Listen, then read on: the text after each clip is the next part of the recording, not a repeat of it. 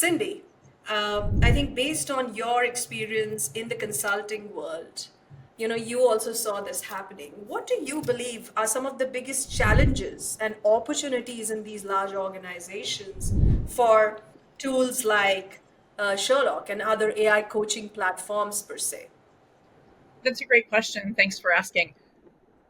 I think the first hurdle, the first major objection to overcome is the skepticism around coaching Yeah. generally. Because HR and other support organizations, learning and development, are the ones that are typically bringing this to the organization. And functionally, where the people live and work, they're trying to do more with less, so too busy. So you've got kind of two major issues. One, do we have the time for this? Yeah. And what the heck is coaching anyway? Layer in the what's this going to cost me in a very competitive economic environment. Those are some major objections to overcome. We are all focused on the same thing when we get up, regardless of what part of the organization we might be in, and that's the biggest opportunity. Is being clear about leveraging the perspectives of the different stakeholder groups, how this will help, right? How this will help to build the skills that are required for the future for the organization, using the language of the different functions and communicating that. We had a conversation among us the other day around how to communicate to individuals within organizations who are the right people to be using Sherlock, and how you communicate that to somebody who might be in an HR function or a learning function is going to be very different to how you're communicating that to somebody who's in a more operationally focused function.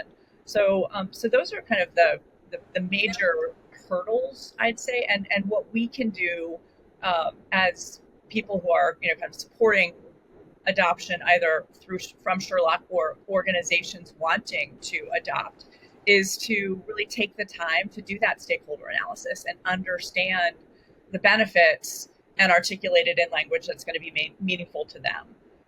In terms of the why of Sherlock, the World Economic Forum has a wonderful list of the skills for the future, and only a couple of those skills are kind of detail orientation from a technical expertise standpoint. Most of the skills for the future are about innovation and resiliency and curiosity and lifelong learning and empathy and active listening. It's relational.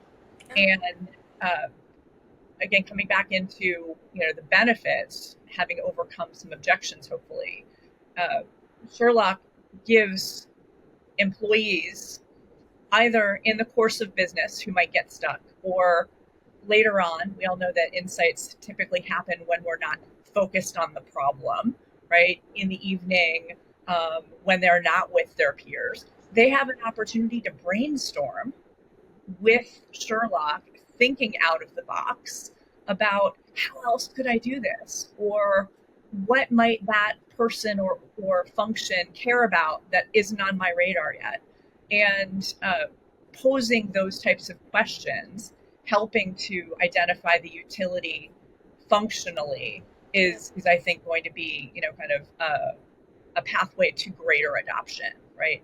The who, the how, and it really will help people to do work better, increasing their improving their relationships, building trust, and communicating significantly more effectively because of that increased awareness of what's important to people.